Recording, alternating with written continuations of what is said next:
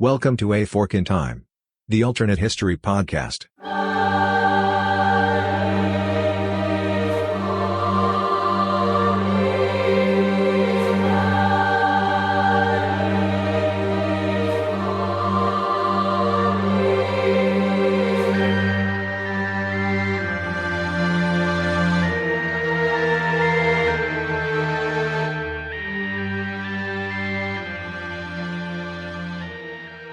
Welcome back to A Fork in Time, the alternate history podcast. Don sitting in the primary host chair today, but joined by the co-founder of the podcast and the co-host. Oh, by the way, she's also my daughter. That would be Alexis. Minor detail, Minor detail. One of the things that actually drives me nuts, for those that have heard me go on this soapbox rant, you'll see this sometimes on like American Idol or other shows where they're announcing results when they say, in no particular order. Well, they're about to actually do it in an order. What they really mean, in a particular, no significant order. You've heard me say that. My daughter knows exactly what I'm talking about here. The correct phrase is no significant order versus no particular order. That concludes your what's a pet peeve of Don section that leads off the podcast here today. But in significant order, daughter would be above the other two things that I mentioned. So, Alexis, good to have you joining here. Good to be here. All right. So, as I talked about on episode 101, this is episode 102. Now they have 3 digits. Yeah, that's bizarre. Yeah, that's different, is what that is. But by the way, it also changes how you name files and a whole bunch of other stuff, but that's neither here nor there. But I noticed it, because I had templates that had 00XX in terms of like the episode number. Well, now the 0 needs to either be an X or a 1. Yeah. And so little stuff like that as we move forward. Again, more minutia the audience really doesn't care about. But you're starting to get to know us, so you get your fair share of minutia here on a Fork in Time, the Alternate History Podcast. So as I talked about under episode 101, which was the first part of the State of the Pod podcast, this is now the second part of the State of the Pod episode. And Alexis is joining here today. And what we wanted to do was not spend a lot of time. We've done these retrospectives before. We're not going to do them on every significant number. But 100 seems like a number that needs that attention. So we decided to do it right after that.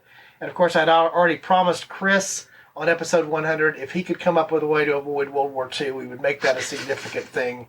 And we sort of did, but I think sort of didn't, if you've listened to that episode. Well, it's like with me. We inevitably end up in England, even though we might not be talking about anything remotely related to England, or at least we think not. Yeah, but still it happens. It happens. So, yeah. Chris, I understand. Right. So anyway, we'll pick back up here after the break, and what we're going to do today is do a little bit of a retrospective, looking back at the first 100 episodes. Again, it's sort of the second part of the episode 101 that we've already released, and we hope that you join us after the break, so stay tuned. Alexis here, taking a little break from the podcast with me, it's Don. And we want to tell you a little bit about the site we actually use to host our podcast, and that would be Buzzsprout. So what are some of the features that you really, really like about Buzzsprout, Dad? One of the things that I do most of the editing and posting, so I probably interact with it far more than Alexis did. One of the things I like about it is it's easy to use. It's point and click. The interface is really straightforward and clean. So it's easy to know once you've got a file what you do, how you get it uploaded, all the various things that you would do, scheduling, just the mechanics. I find pretty simple to use. So I think that's being pretty technically savvy, but I don't think you have to be technically savvy in order to be able to do. Buzzsprout has a lot of wonderful tutorials, I've used on that about equipment and how to do things and other things like that. So that's one of the things I like. They make it easy. I think they're relatively inexpensive.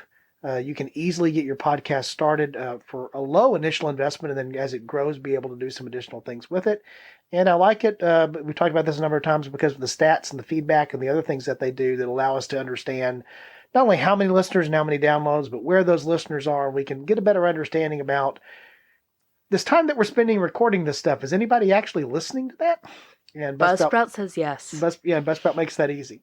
So what's the deal that we've managed to get for for our listeners if they want to explore the world of creating their own podcast on Buzzsprout? Yeah, if you follow the link in our show notes, you can get set up on Buzzsprout. And because you follow that link, we get a little bit of support from that. But then we're also supporting you as well, because we don't think of you as competition at all in this we say welcome to the podcast family. So if you are interested in starting your own podcast, but we think Buzzsprout is a great place to start. So follow that link in the show notes, and they will walk you through setting up the process. Like Dad said, it was a super easy setup, tons of tutorials and tons of step-by-step instructions as we got started, because we didn't know really a lot when we got the podcast started. So Buzzsprout was a big help for us. Good deal. We hope you check it out. Thanks. Welcome back to A Fork in Time, the Alternate History Podcast. I'm Alexis, joining you today for part 2 of the post 100 episode State of the Pod podcast. So Lex, I'm going to ask some questions today. I'm also going to give the answers as well as we do a retrospective back. We're coming up on the 2nd anniversary of the podcast. I've told the story before about how the podcast got started, how I was alone one weekend and had been thinking about it and just started knocking around on the computer and started researching how to do various things. Next thing you know, I'd recorded an introduction which sort of committed us to go there. So we don't need to tell that story over again. And you and I had talked about it before, and of course you were willing to be part of the process as well. I've asked this question before, I think around episode 25. So when we did a retrospective there, so I'm really curious to see if the answer is the same or if the answer is different. Or even if I remember my answer. We'll have to go back and listen. Actually, I was thinking the same thing in my head, but and we may have to do that, and listeners who may not have been here at episode 25 may have to do that. Actually, I think it's episode 26 that was actually the retrospective. I know the episode is called There Is No Fork. Yep. Which is a takeoff of There Is No Spoon. So I do remember that. The first question I'm going to ask is the same question. Actually, 2 questions. What is the thing that is exactly what you thought it would be to have a podcast or to be a podcast host? I thought that we would build a community. Maybe I did not expect the community to be as big or as global as it is. So I'm kind of answering your question and not answering your question at the same time. But, I expected to kind of build this little community and kind of find people that were interested in it. Now, 2 things that I did not expect. I did not expect it to be as big and as global as it was, and I did not expect to actually meet and interact with people in real life that I met. The only reason I met them is because of the podcast. Like Chris. Right. Again, that would equally be a surprise for me. I think I knew that we would get a listener. Yeah, in my mind, I guess we thought we would have a listener base or followers or whatever term you want to use to describe that. And I knew it was going to set up, the very first thing I did was, set up a Gmail address. So at least there was a way somebody could email back. This is before I'd gone in and even set up the primitive version of the A Fork in Time podcast.com, by the way. I just threw that in. That's reference number 1. Before even setting up... you're so good at the marketing thing. Yeah. You've learned a little bit from me, maybe. Says the marketing professional sitting in the room here. I'm in sales, so it's similar. But it's close. It's close. But sales and marketing are not the same thing. That's also another thing we're not going to talk about. Plenty of podcasts, by the way, that will help you with that if you're interested in that. But I guess, I knew there would be a community. I just didn't know we would interact with them quite the way we have. And interact with them being on the show by this point. I guess at some point I may have envisioned having guests on. And not as quickly as we did. Yeah, maybe. I knew that there would be guests that were among my base of friends and acquaintances. And, the first episode that had a guest, trivia question, you know what episode number that was? First of all, do you know who the guest was? See, the person I have in my head is not the right guest, so I'm not even going to say it, because I know it's wrong. Say who you think it is. I have Ryan Cole in my head. Is it Ryan Cole? Ryan Cole is the correct answer, and the episode is... Congrats, Ryan. Yeah, is episode number 7. Oh, see, I was going to say 9, so I was close. It's episode number 7. It was Ryan Cole, who is a little bit younger than Alexis, but is a good friend. No, he's not. He's older. He's older than you, that's right. See? But in the same general age range as Alexis. Yes. and is a good friend of the family, and his father is actually one of my better friends, and history buff, and all kinds of stuff that his father Kenny and I can talk about. Still haven't managed to get Kenny on the show yet. No, but that needs to happen. Yeah, before episode 200, Kenny will be on the show. I would have guessed by episode 100 that would have happened, but Ryan's actually been on twice, because Ryan was on that solo episode that was part of the joint, the biggest episode we've had, I think, well, not the second largest episode in terms of having the number of simultaneous folks, which was our episode about what if there had been no Star Wars. But anyway, so that was episode number 7, and I've now totally talked myself out of remembering what my train of thought was here. Oh, the fact that we built a community, that we have guests. But I didn't expect that, for example, by show 100, we would have found someone like a Brent, who's participated multiple times, someone like a Chris, who's now formally in the position of being a contributor to the show. I wouldn't have expected that, and I'm glad that that happened, even though it wasn't what I expected. Yeah, I totally agree with that. Glad it happened, but wasn't expecting it to happen this quickly, for sure. Yeah. So, and again, quick is relative. 100 episodes seems like a lot. It's not a lot, because I listen to podcasts that number their episodes that are into the thousands. Oh, yeah, or at least half that. Yeah. So I know what it is and what it isn't, but it's also, further along than episode 7, for example, at that time. So that was, like you, that was the thing, I guess, that I sort of, that was your answer to the thing you sort of... I expected it, but again, not in the way it happened. Okay. So then the other part of that question is, what was the thing you absolutely, totally didn't expect to have happen? If anything. I mean, that one's hard. I guess... And I don't know if it's because I listen to a lot of podcasts, so I was familiar with the genre and kind of the process and things like that. So I don't know if there was anything that really took me off guard or really was like, I was not expecting that at all. But yeah, it's just been pleasant surprises of I think this is going to happen, and then it happens in a different way or in a bigger way than I was expecting. Yeah, I get that. I think this is the answer that I'm about to give is still the exact same answer from when we did this back 3/4 of a podcast lifetime ago. And that was, I didn't know, because we didn't have episodes when we started, the type of statistics that Buzzsprout would show us. You already talked about the fact that we can see, for the last episode, last 5 episodes, last 10 episodes, this sort of, well, there's actually a list of individual cities, but the way you first see it is on a map that sort of shows by continent what the number of downloads or percentages are for that period of time. And then you can do it over the entire life of the podcast.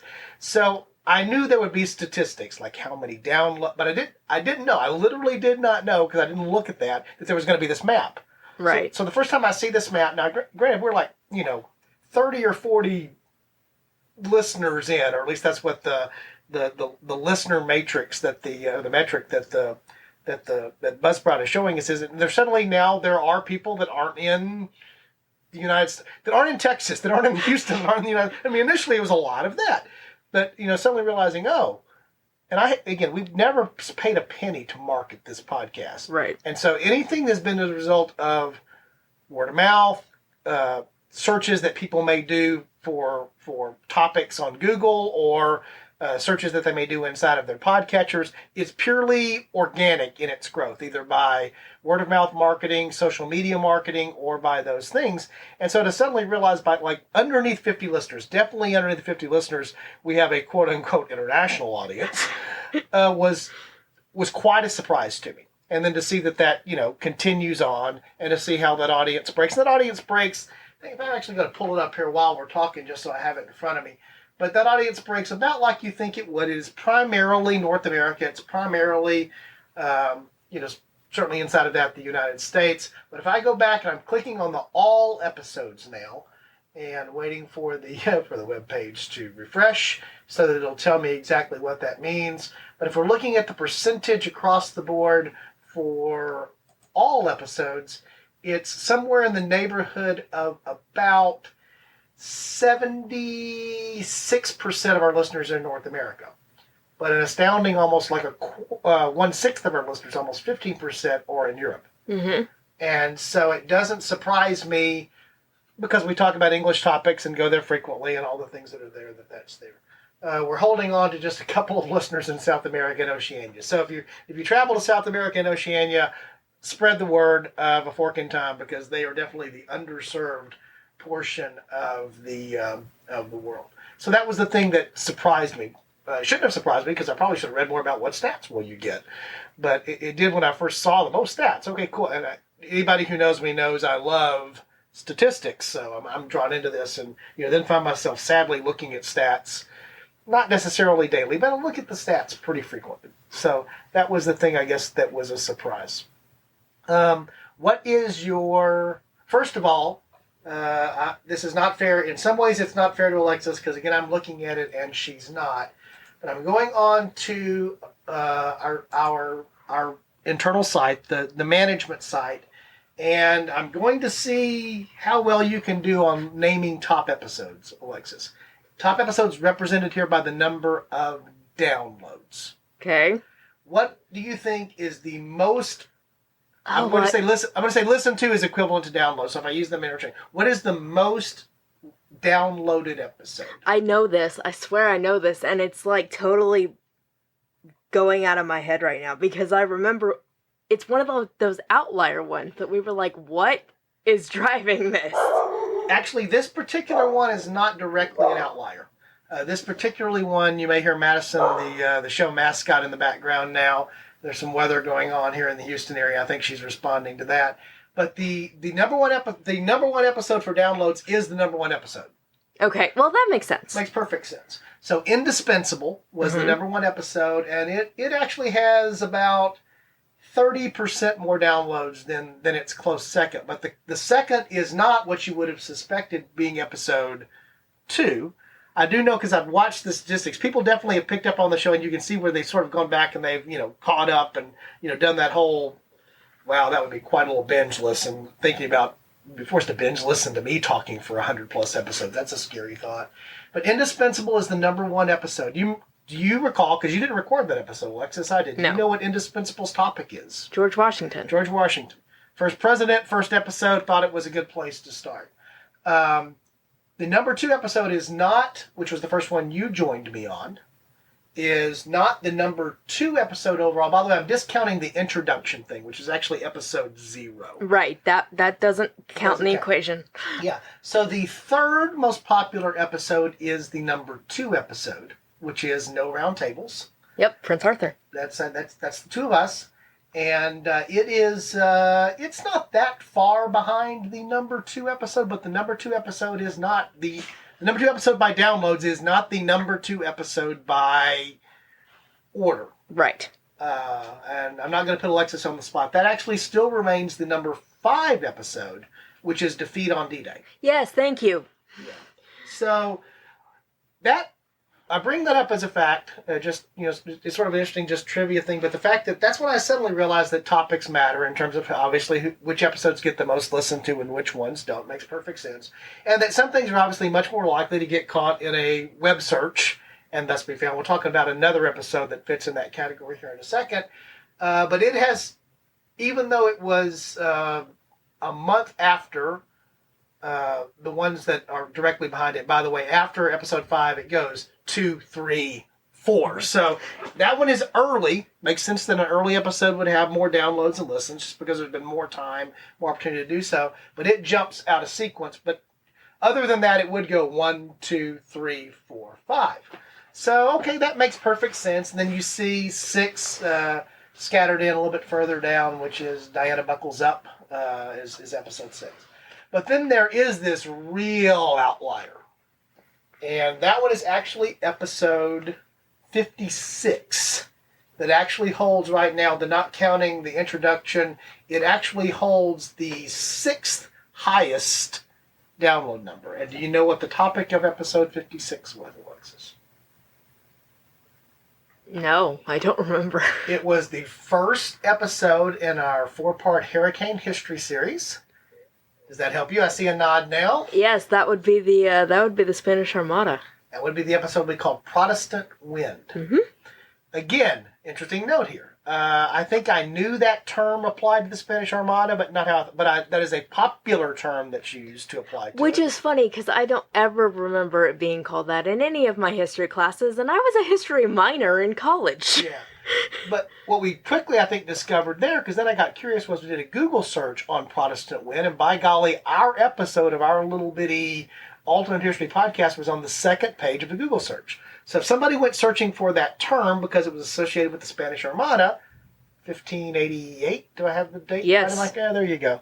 It's amazing how much more I've learned English history dates, even though I thought I knew them before, is that term was causing it to be recognized, and so it's a real outlier. If you look for the episodes that are around it, I'm scrolling down now. So episode 55, I'm still scrolling. I don't even remember what it is. I'd actually have to sort these in a different order to figure out what they are. But just to put it in perspective, I'm actually going to sort them in order so I can actually see that number here now. The episode before episode 55 was a What If by Any Other Name, which was actually a discussion about the difference between alternate history and counterfactuals. So it's not a surprise to me that one didn't exactly get tons of traction. The one after that was another one of our hurricane history ones. That one happened to be on the Washington Washed. Mm-hmm. So that was on the War of 1812, the 1814 event in D.C. Protestant Wind has double the number of downloads as the episode. It's all about those search terms. It's all about those search terms and about things that people find interesting. So you probably found none of that interesting, by the way, as listeners, but we find it fascinating. But that also surprised me, was the importance of what was out there and what was there. So that's popularity by downloads, but that's not the way you and I probably think about that. So Alexis, what is the favorite episode you've ever done? Oh, that's hard. That's like picking your favorite, I don't know, child or animal or something.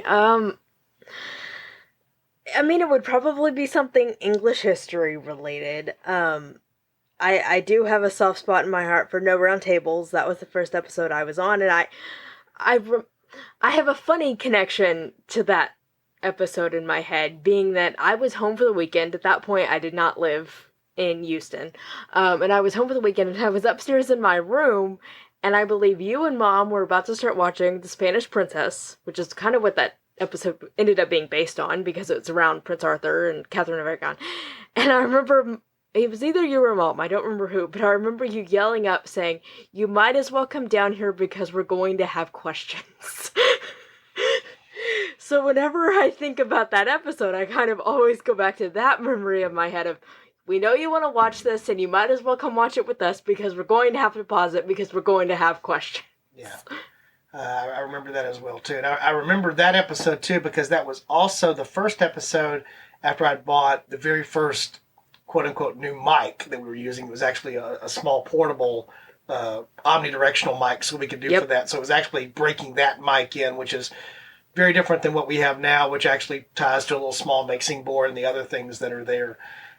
Hopefully you've noticed an improvement in the quality audio over time. It's a little trickier though when we don't get to use these mics when we do like the recording with somebody remote. So we're using an internet, a Zoom or some other type of meeting environment to record it. And so we lose the benefit of having a mixer board and having quality mics with pop screens and all that.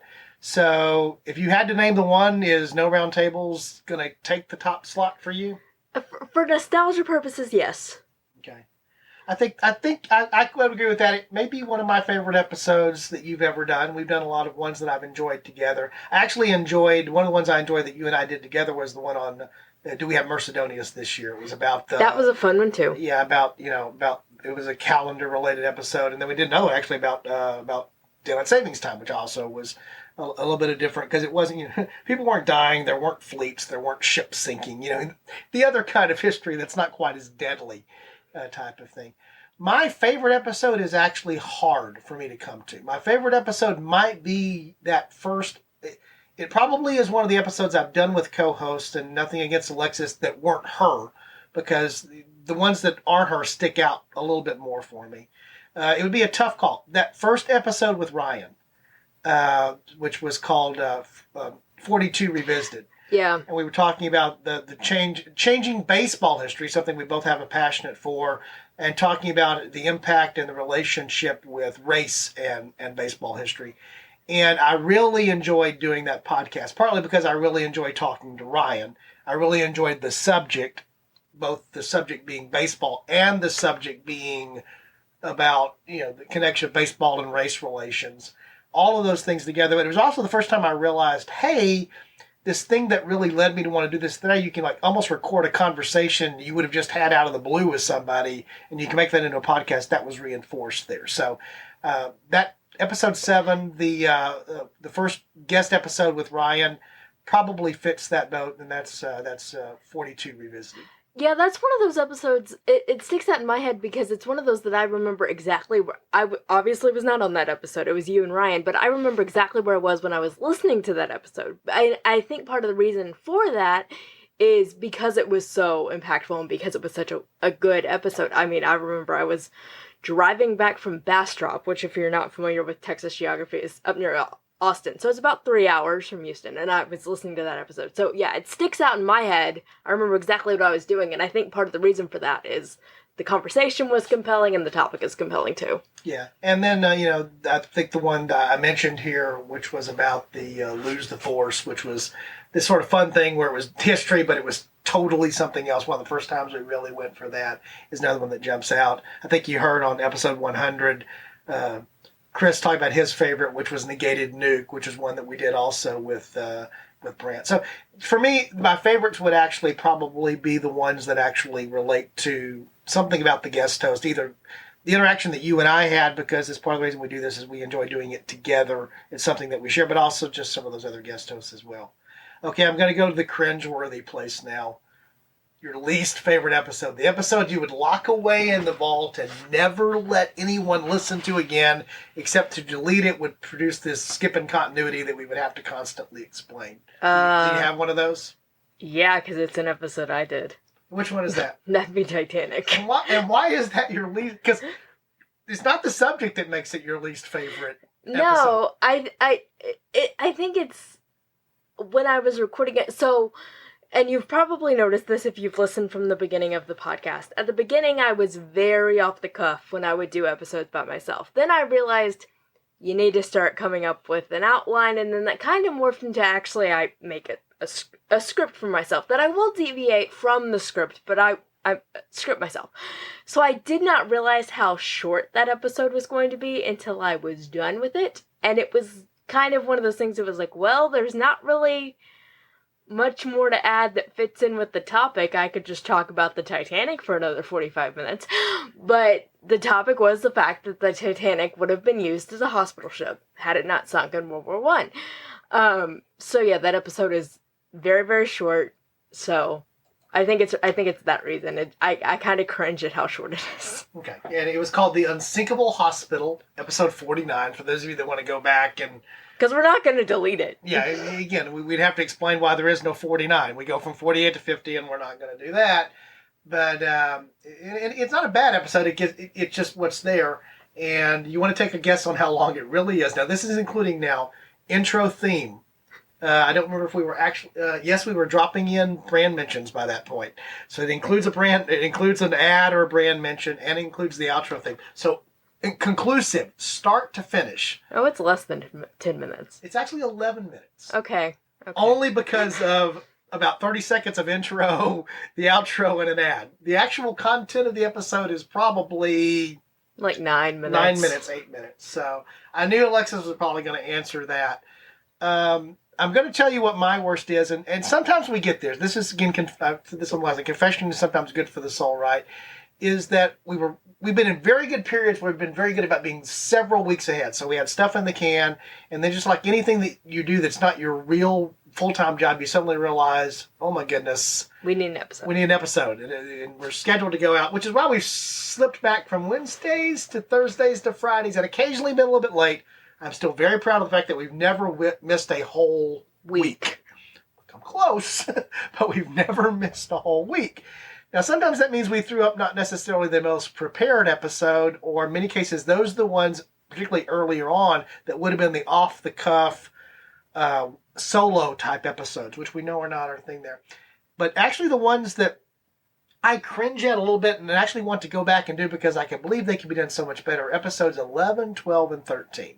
Oh, that was Bubonic Plague. Yeah. And I remember thinking, okay, been around... We're 10 whole episodes into this thing now. We've been around long enough. We can do a multi-week theme thing and it's okay. And I'd been reading some stuff and dealing with some stuff around this. So I was all into understanding and knowing more about the Black Death and its impact and all of that. So I managed to take and stretch into 3 episodes, what probably at best could have been 1, maybe 2. It's a big topic. It probably is worthy of 2 episodes, but split it into 3 episodes. 3 solo episodes that are not exactly the shortest episodes ever known to man either. And so I remember being at an event, it was actually someone's retirement, and talking to their kids who are listeners, one of them actually being Ryan. So that connects the dots. This was at Kitty's retirement. And we were talking about the podcast. This was shortly after that had been released. And the comment that I made was, I don't know about growing a podcast, but I know one of the ways to kill a podcast early on, because the numbers, the downloads there were just horrible. Not that we were trending way up to before that, but it was like, okay, people listened to the first one, and when they saw it was part 2, they sort of didn't listen to it. When they saw it was part 3, they definitely didn't listen to it. So my least favorite episodes probably is not one episode, it's actually that series of episodes for a number of different reasons. Great topic, a topic I'd actually like to come back and revisit in a different environment with different people doing different things that are there.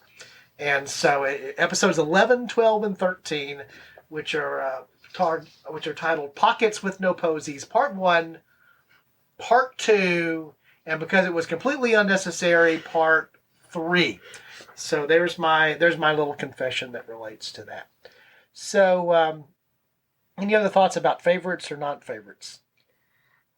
I also agree with you. I like being on episodes that have a co-host.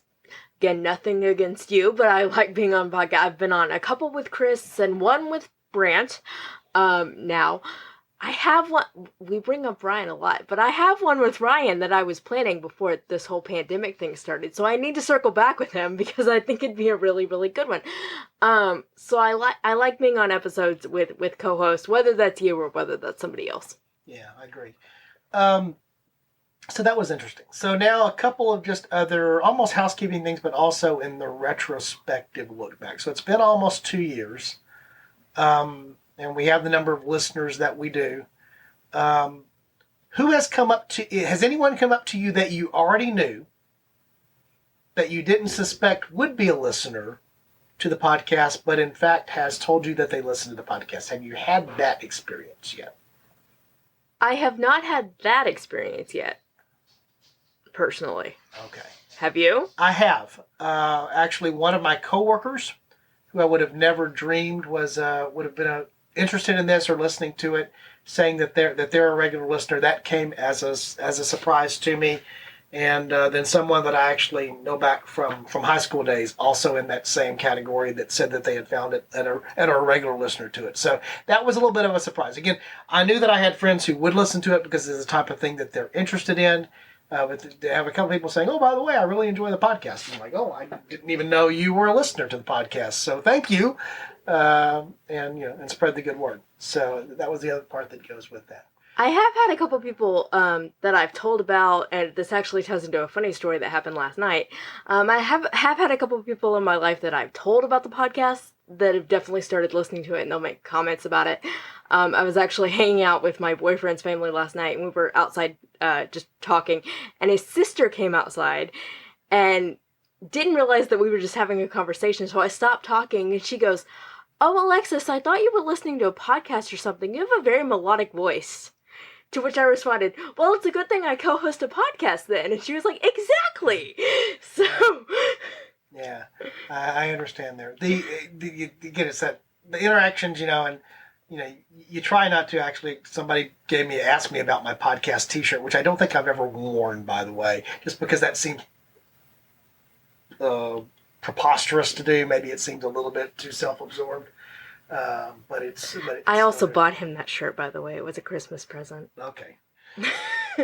Not to guilt you into it or anything. And I will wear it at some point. Again, it seems a little bit self-indulgent to wear it. But having said that, now I did forget where it came from. So there you go.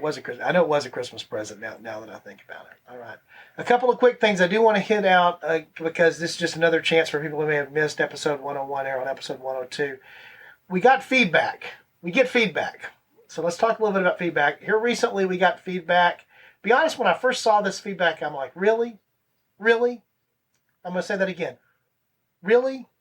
So you know which thing I'm about to talk about, Lex. Mm-hmm. So we got feedback from a listener, and what was that feedback about? The voice at the top of the podcast. Okay, so what I'm going to do here, this is going to be through the magic of editing. Right now, after what I'm about to say, I'm going to go in and insert that voice. So in case you're one of the people that blows by that, what you're about to hear is like the first 5 to 6 seconds of the opening of the podcast starting now. Welcome to A Fork in Time, the alternate history podcast. So what you heard there was the robotic voice that says, that welcomes you to a fork. Welcome. We say welcome back. Welcome back to A Fork in Time. And that's the robotic voice. And then you hear the theme song, Conquer. Shane Ivers is the composer of that. And that comes from a source that provides royalty-free music. You have to acknowledge where it's coming from. So shout out to Shane Ivers. I really like the Conquer theme. It's like the 4th or 5th thing that I listened to. I said, this sounds sort of epic and driving and exciting enough. And then we jokingly sometimes call the outro version of that where it's recutted the Fork in Time dance mix. The dance mix, yeah, because it picks up a different part of it. So this particular person said that they liked the content of the podcast generally, but they don't listen as often as they would or should, and the reason why, they have very strong negative feelings about the automated voice. So that ticked me off a little bit, to be honest, as a starting point. But what I actually have done now, there's a brief survey. You'll see it in the show notes here. You can find it on the podcast website. It's one of 4 questions. It's a 4-question survey. One of the questions in there is about the automated voice. I do want to get feedback more than a party of 1. So go and give us honest feedback. Now, what I think Alexis didn't even realize was why that automated voice is there, right? Correct. And yeah, I was going to bring up something after. I'll wait until you Okay. complete that thought, but yes. And the reason for that is one of the podcasts that I used to listen to back in the day related to a tabletop war game that I played. For those of you that know Warhammer 40K, it's Warhammer 40K. And there was a podcast called the 11th Company podcast, which I listened to pretty regularly, particularly when I was traveling a lot, because it was a long-form podcast with interviews, 2.5 hours. It was a great plane flight from here to Tulsa kind of podcast. And so it was a good thing to listen to, and I was really into the game at the time. And they, at the end of their opening theme music, had like this robotic voice, again, something from the future, so it sort of made sense. You know, the 11th Company has landed. And I thought that was kind of cool. So when I was initially doing the intro to the podcast, I wanted to have an intro voice, but I didn't want the intro voice to be mine. So I'm like, I'll go search down an automated voice, thinking about the 11th Company experience. And so that's where that came from. So it was born out of 2 things, and I mentioned this on last week's episode. It was sort of born out of necessity. I wanted a voice other than my own early on, before doing that. And the second reason was it's almost a little bit of an homage back to that episode. But having said that, don't let that color your response. If you don't like it, tell us you don't like it. We'll look at doing something different. Also a chance for you to provide feedback on Conquer, the theme song that's there. But you were going to say something else. You put a pin in it. Yeah, just, I did not play Warhammer, so I did not listen to that particular podcast. But when you mentioned that, it kind of got me thinking, and we've mentioned this on the show before, you and I both listened to several podcasts. That was just one that you listened to. In fact, you and I listened to multiple podcasts that are the same. And so one of the things that kind of inspired this podcast was the fact that we like podcasts. And so you've heard me mention one of the ones I listen to all the time, Rex Factor, which is, of course, a English history podcast. Surprise, surprise. But, there are other podcasts that might not have directly influenced this podcast in the way that one did, but there are certainly other podcasts that either I listen to or you listen to, or both of us, that have kind of bled in. Their influences kind of bled into the podcast in either not subtle or subtle ways. Well, we talked about this, I think, last time, so I know we're repeating ourselves, but we have new listeners we know from time to time. Is one of the ones that you and I both listen to is Stuff You Should Know. Mm-hmm. You know that podcast, that's Josh and Chuck, and I've always liked their conversational style. And yes, I do learn some things there, and sometimes I'm like, okay, that was not an interesting topic, but it was still fun to listen to Josh and Chuck talk to each other. But for example, I think the welcome back thing comes from something there, because I know that Josh, who leads that podcast off, normally says something like that. So I'm sure that I picked that up just by osmosis listening to that. And then certainly they talk about very often the Wayback Machine. We talk about the What If Machine. I know that's directly influenced by what's there. And so, yeah, part of what drew us to do a podcast was an interest in the topical things that we do here, but also because we're both avid podcast listeners. We both complain about the fact that we have more podcasts in our podcatchers than we listen to, and then we decide what to weed through and not listen to, or we get anal retentive about it. And okay, now I've got to catch up on these 4 things because I have 4 badges here, and I've got to get all the 4 badges, and I can't just delete it because I have to listen to it. Yeah, no, I do both things. I either I can skip that topic, or no, it's a podcast that I like to listen to, so I must listen to this episode. Yeah, so we know that our listeners probably fall into both of those categories as well. I'll look at the title and whatever. So that's one of the last questions I'll sort of ask in the retrospective sense, and then I'll mention one other thing. Do you have a favorite title of an episode? Not necessarily the episode, but we really do work harder than probably we should on trying to be quote-unquote clever with our titles. That's something that I've really worked to do. Probably succeeded fewer times than I think and have failed more times than I think. Do you actually have a favorite title of an episode? Oh, goodness. The one that immediately pops in my head, because it was clever, but it also wasn't, in looking at the title, you weren't immediately like, I know exactly what this topic is probably the episode on September 11th, which is titled 42 Minutes. Okay. And that, again, it's kind of one of those things where it's related to the topic, which if you listen to the episode, you understand why we named the episode that.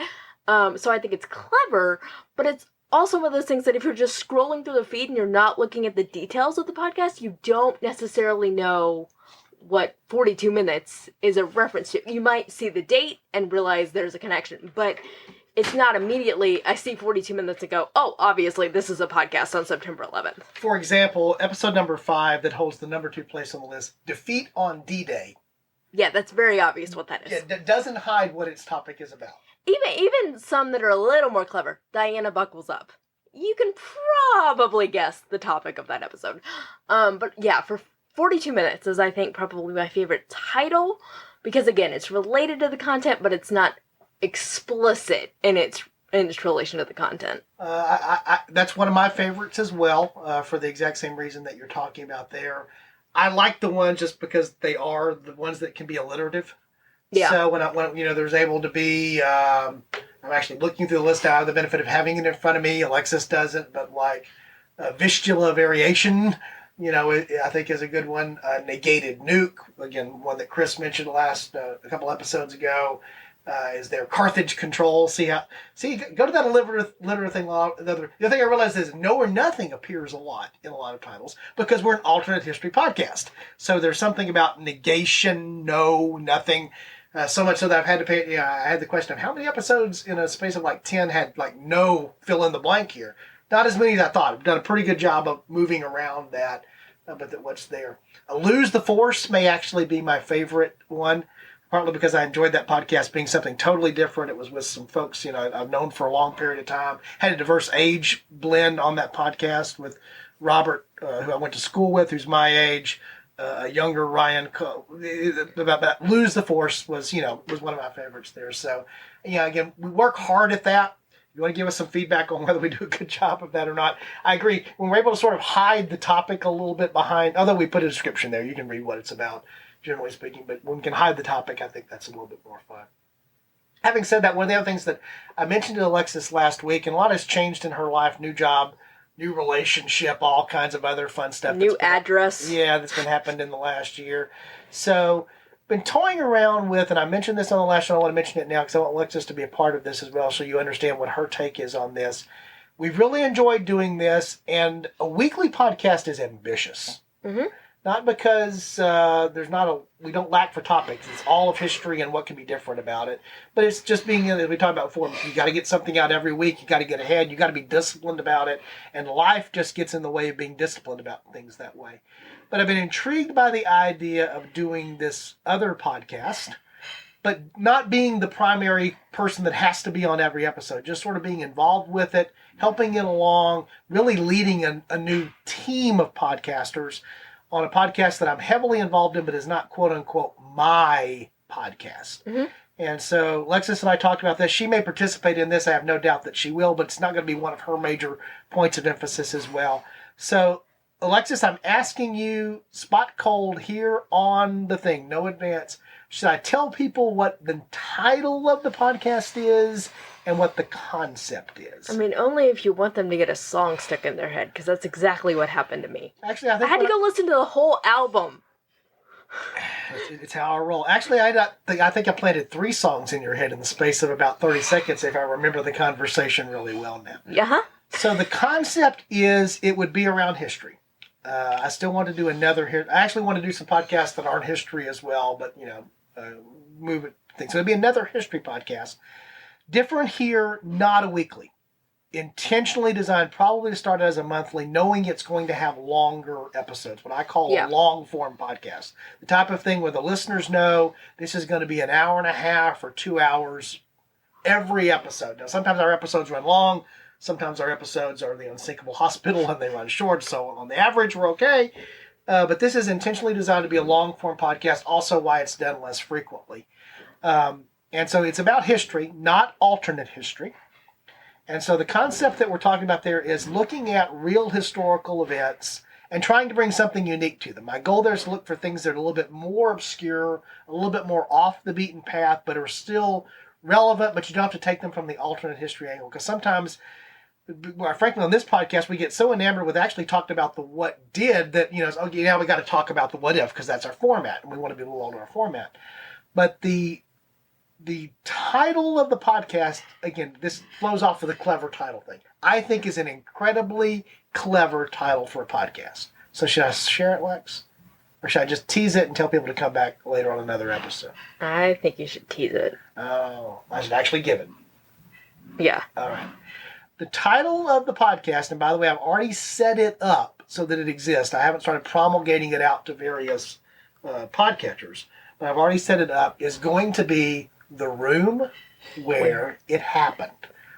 Now, if you are a fan of history, and particularly if you're a fan of musicals, and if you know anything about, there was this little musical, this guy, Puerto Rican in descent from New York, his name escapes me. No, it doesn't. Lin-Manuel Miranda wrote this little bitty historical musical that, a little buzz in the last 5-6 years. Yeah, it did pretty well. Called Hamilton. So, for those of you that are familiar with, first of all, if you're not familiar with Hamilton, we may revoke your A Fork in Time. As I say, please, at least go listen to the soundtrack. Yeah, once. And I doubt there's very few people who aren't familiar with it in some way, shape, form, or fashion, or aren't familiar with the pod track, with the pod track. That would be an interesting thing with the soundtrack. Simply because if you are a fan of history, you probably were drawn to it. Of course, it uses unique musical genres and everything else with that. But there's a song in there called The Room Where It Happened. And Alexis, what is that particular song about in the musical? So that is about the plan for the Treasury, which of course Alexander Hamilton was the Secretary of the Treasury. And so it's about the plan that gets passed to set up the Treasury of the United States. So now I have it in my head. But it's all about the room where that takes place. Right. And the deal is that he needs the support of those who are in opposition to him, which are Jefferson and Madison. Yes. And so what appears to have happened in history is that they came to an agreement where Hamilton got what he wanted with the financial system, and the capital of the United States, the federal district, which was going to be, that was specified in the Constitution, ends up being in Virginia, basically, Virginia, Maryland, where D.C. is. And so The Room Where It Happens talks about what was the deal? What was the trade-off that went on in that room? Behind closed doors.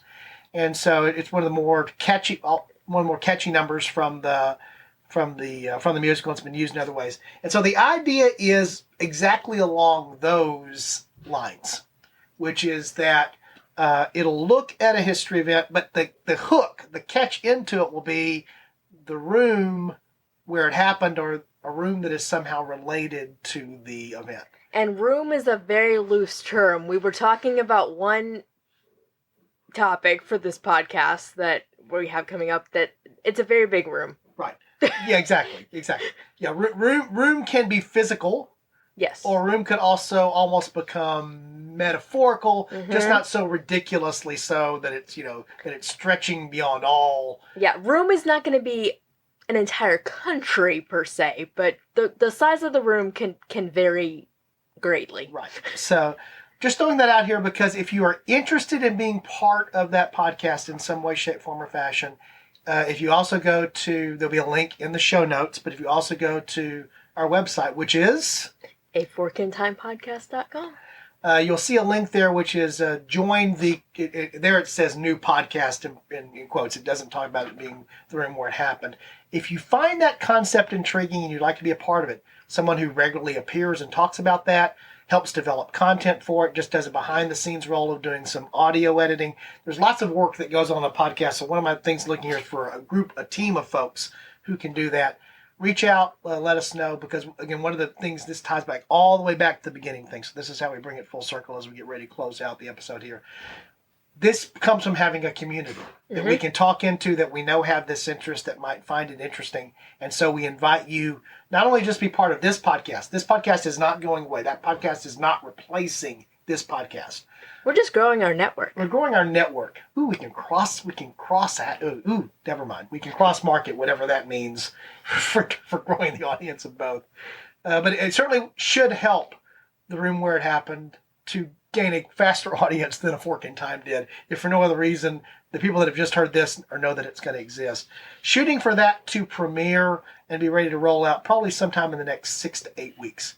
Because want to spend the time I don't want to do it too quickly, because I want to allow enough time for people to get on board, to get organized, and for us to really organize out and have those first 3 to 4 episodes well planned, so that we've got the first, in that case, 3 to 4 months of the podcast well built out. So if you find that interesting, link in the show notes, go to the website, you'll be able to get some feedback there, and we'll be back in touch with you.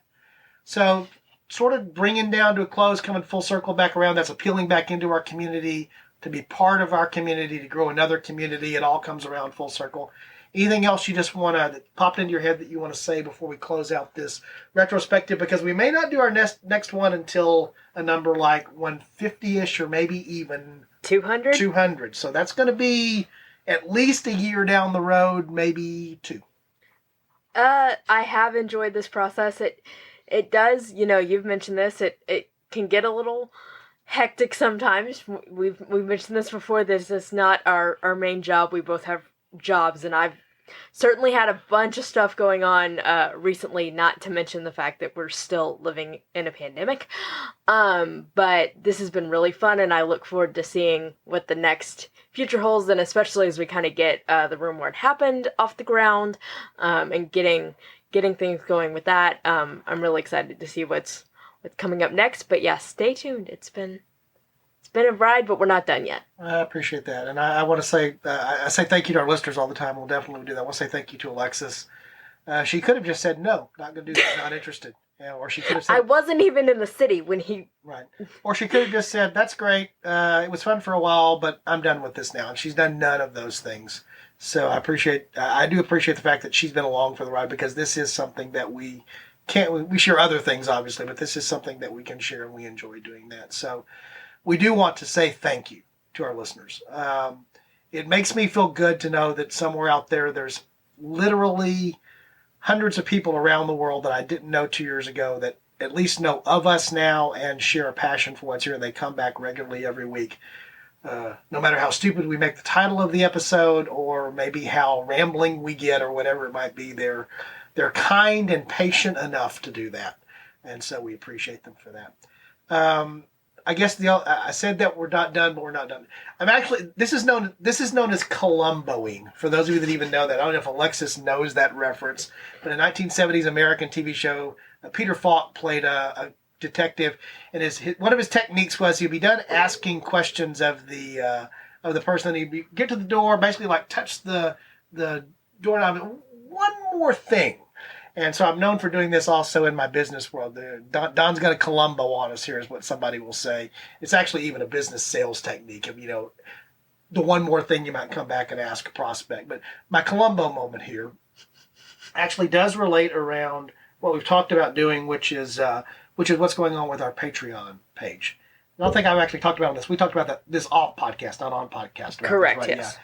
So one of the things that we're going to do, I mentioned this last week again, and I mentioned it again with Alexis here, is this is a new, renewed commitment to make sure that we have unique, special, patron-only content on the Patreon page. So Alexis is nodding up and down. She's now going to say some words that suggest we're committed to that, right? Yes, and we have a topic in mind for some exclusive content. Yeah, and I mentioned this in episode 101, just mentioning it briefly here again in case you didn't hear that. We're going to do an extended, my guess is it's probably going to be at least 8, could be as many as 10 to 12 episodes over a 2 to 3 month, maybe a little bit longer period of time, focusing on the late Bronze Age collapse and all of the historical what-ifs that go from that. And this fits back in with something I talked about also last episode. Big themes. These are big themes that literally impact centuries right after that time frame, which is roughly 1250 BC down to maybe about 1100. But it goes much beyond that. This literally this has impacts on millennias moving forward. And so if you haven't already become a patron, one of the reasons to go and become a patron, other than the fact that you love us and you want to give us a little bit of financial support in addition to all the other non-financial support that we know we get from you, is that you're going to get something back for that. You're going to get access to that particular series as well as some other content that's going to be there. And part of the reason we're doing these 2 episodes is we're also in the process right now of getting our buffer built back up with episodes ahead, which means once we have that, the exclusive release, where we release episodes a week or 2 ahead of time on Patreon, won't be every week, but when we have them there, you'll see more of those coming out, so a chance to get a preview, early look at the show before it goes into the main feed. So just wanted to mention that really quick. Anything else before we close out, Lex? I think you hit on everything. All right. So again, we're going to say thank you, and we're going to close out here. And we're going to remind you that as we close out, that we think if you encounter a fork in time, one of the things you might want to do is... Take it. Take it. Have a great day, guys. And cue dance mix.